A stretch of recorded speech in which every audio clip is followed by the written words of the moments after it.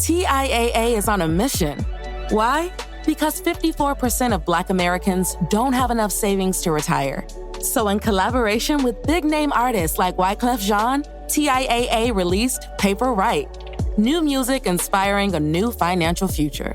With 100% of streaming sales going to a nonprofit that teaches students how to invest. Stream Paper Right now and help close the gap.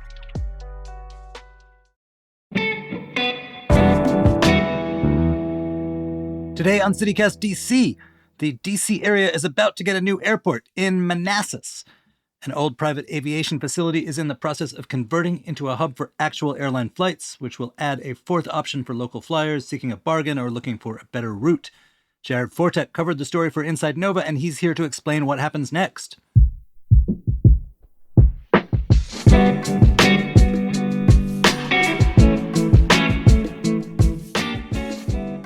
Today is Thursday, February 15th. I'm Michael Schaefer, and here's what DC is talking about.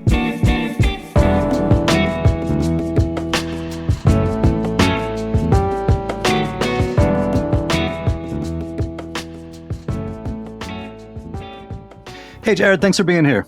Thanks for having me, Michael. So we have three pretty sizable airports in the area already.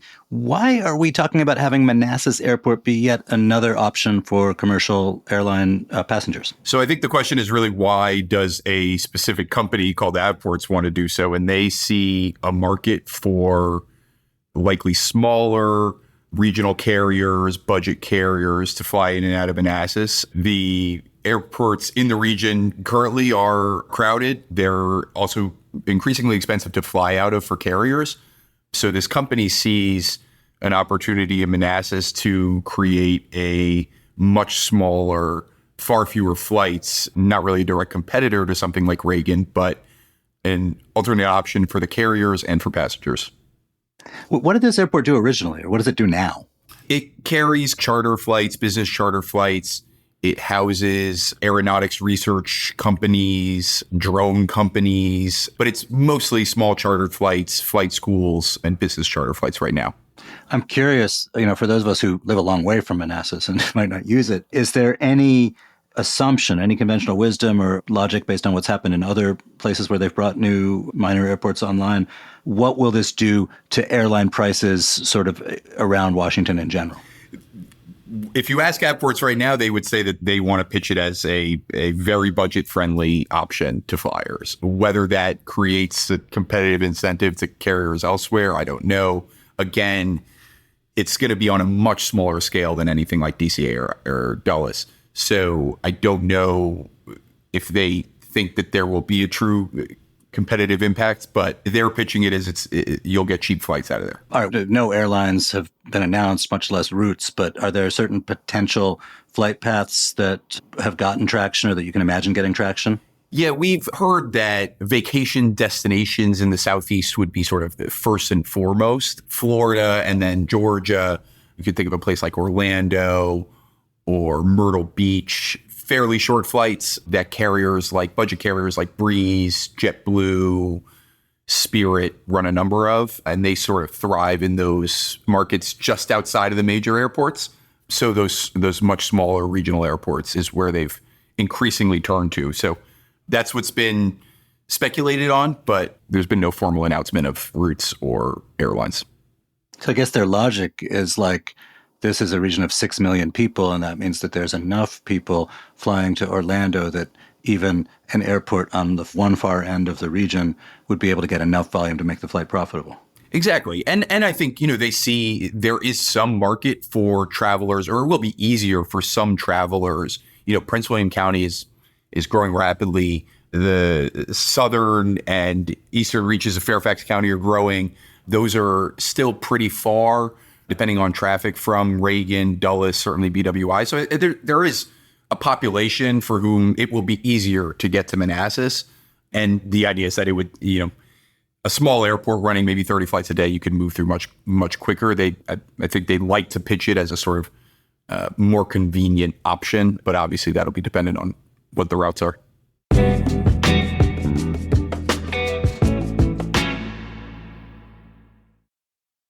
So there's a new play at Gala Theater in Columbia Heights, and this one sounds really interesting.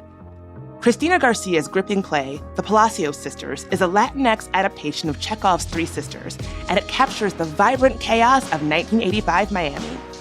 Three sisters and their brother, who recently arrived from Havana, navigate Miami's treacherous landscape filled with drug wars and rampant violence. It's a story of challenged family bonds, resilience, and longing. Check out the world premiere in Spanish with English surtitles, also known as supertitles, at Gala Theater this month. The show is running through February 25th. For more information and tickets, visit galatheater.org. Once again, that's galatheater.org. As I understand it, this is a thing that's happened elsewhere too, where small and formerly, very obscure airports have become places where major airlines fly to in the kind of margins of other metropolitan areas too. How would the transformation from small charter to passenger flight work? So right now, the Manassas City Council signed an agreement with this company, Airports, over the summer. And that gives the airport commission about 18 months to 2 years to get the airport up to FAA standards under what's called Part 139, which is basically the regulating standards for how commercial airports work and operate. What that's going to entail is adding some fire services, adding room for TSA, the regular things that you see when you go to an airport terminal now. Although it's going to be on a much smaller scale, they're not going to make any large renovations to the actual terminal yet. So the idea is that for that first phase, they would operate something like 10 to 15 commercial flights out of the airport a day, not a lot, so it wouldn't require a lot of space. That would work sort of like a proof of concept. If Avports, this private company, thinks it's worth it to then pay to expand the terminal and bring in more flights, they say they'll do so maybe 2 years from when flights start taking off.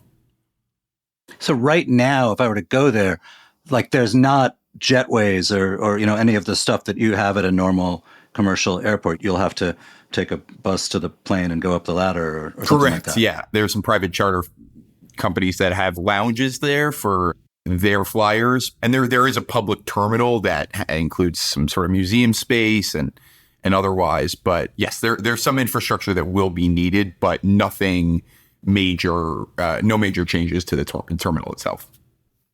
So besides the company that wants to do it, who is in favor of making this airport available for passengers and who's against it? The city council seems to be very in favor. They voted unanimously to approve this deal.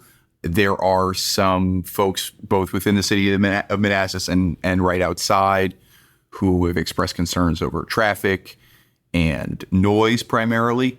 But right now it's sort of a two-party deal. You have this private company that's saying they will pay over 40 years. They'll have a 40-year lease with the city to use the airport. And then all that really needed was the airport commission and the city council to approve the deal. So as long as they're on board, things will continue apace. So I guess Manassas sees it as a revenue opportunity with the lease and whatever development an airport would throw off. Plus, I guess it'll be a good thing to land residents and companies if Manassas becomes a place where you can really conveniently fly to other cities. Yeah, that's the thinking. I mean, people talk about it sort of putting the city on the map. I don't know, depending on how many flights go in and out, the extent to which that will happen. But it's been something that the city has eyed for some time. This airport has been an asset to the city, even just doing those commercial research, otherwise operations. But other proposals in the past were predicated on the idea that the city itself would front the money for changes, for major renovations to the terminal to allow a greater volume of commercial flights. What's different here is that this private company approached the city, said, we'll pay you an annual lease, and if we decide to expand the terminal, we'll pay those costs. So the city sort of sees it as a risk-free proposition. Through this debate about lifting the number of longer distance flights allowed from DCA, and turned out that a certain amount of the agitation around that issue was being kind of astroturfed by airlines that either had an interest in DCA being robust or were already super invested in one of the other airports. Is there anything like that going on here where there, some of the legacy carriers that are already shelling out for the other airports are wary of this? Not that we've seen, no. What Avports is saying is that their proposition is going to be based on fees that the carriers pay to run operations out of certain airports. Those are relatively high in both DCA and Dulles, and they think they can make this work charging carriers much lower fees to fly in and out of Manassas. That's the sort of economics of it on the carrier side. So in a perfect world, what does this become?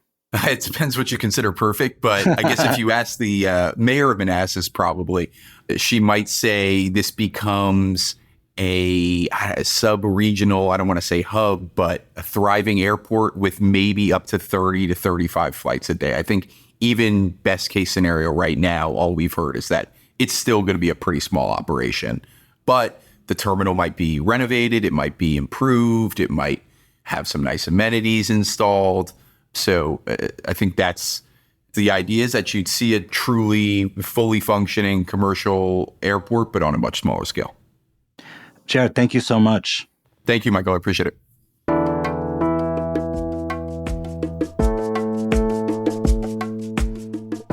And that is all for today here on CityCast DC. If you enjoyed the show, why not tell a friend, rate the show, leave us a review, and subscribe to our morning newsletter. We'll be back tomorrow morning with more news from around the city. Bye.